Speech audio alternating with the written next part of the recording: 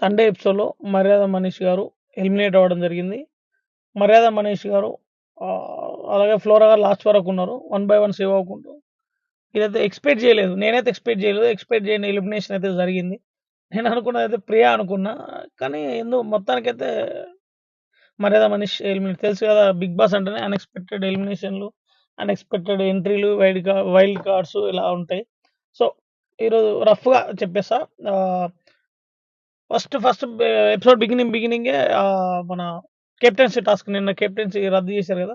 ఈరోజు captaincy task పెట్టడం జరిగింది. ఆ కెప్టెన్సీ టాస్క్‌లో బర్నీ గారు, అలాగే మన మర్యాద మనీష్ ఇద్దరు కొట్లాడడం జరిగింది. ఆ కొట్లాటలో అదే ఫైట్, కెప్టెన్సీ టాస్క్ కోసం జరుగుతున్న ఫైట్‌లో మర్యాద మనీష్, బర్నీ గారు అవుట్ అయిపోతారు.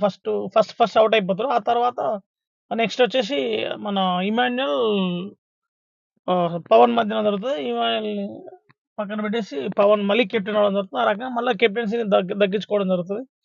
నెక్స్ట్ వచ్చేసి ఎలిమినేషన్ 1 బై 1 సేవ్ అవ్వకుండా లాస్ట్‌కి వచ్చి ఫ్లోరా మోస్ట్ బోరింగ్ పర్సన్ ఎవరైనా అడగడం జరుగుతది బిగ్ బాస్. అలాగే అందరూ 70-90% ఫ్లోరా గారికే ఫ్లోరా గారికే ఇవ్వడం జరుగుతుంది. ఎందుకంటే ఎక్కువ మంది తను అందరితో ఇంటరాక్ట్ అవ్వదు. ఆమె వర్క్ చేస్తది. వర్క్‌లో అందరికంటే బాగా చేస్తుంది.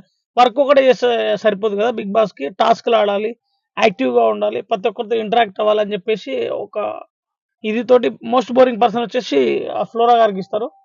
నెక్స్ట్ సేమ్ తర్వాత ఒకవేళ ఇన్ కేస్ మీరు ఎలిమినేట్ అవ్వకుండా ఉంటే కంపల్సరీ మాత్రం జైలుకెళ్ళాల్సి వస్తదని చెప్తారు.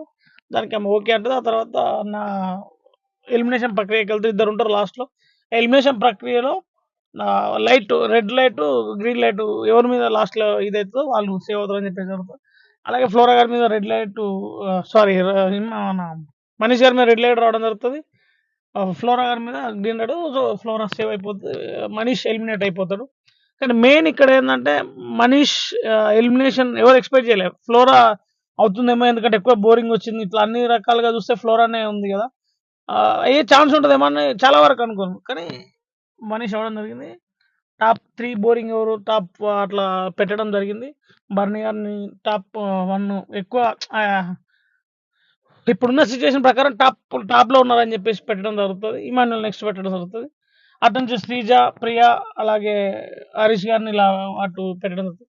మొత్తానికైతే ఈరోజు ఎపిసోడ్‌లో మన మర్యాద మనీష్ ఎలిమినేట్ అవ్వడం జరిగింది. అప్పటికి నాగార్జున అంటారు, ఎక్స్‌పెక్ట్ చేయనిది జరగడమే బిగ్ బాస్ అని చెప్పడం జరుగుతది.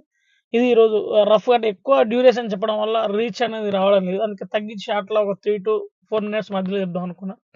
అందుకే ఇలా చెప్తున్నాను. Thank you so much. Thanks for watching. అంటే ఎవ్రీ వీకెండ్‌లో ఒకటి ఎపిసోడ్ పెడతా. రెగ్యులర్‌గా మన 1 మినిట్, 2 మినిట్స్ వీడియోస్ పెడతానే ఉంటా. కొంచెం లైక్ చేయండి, సబ్స్క్రైబ్ చేయండి.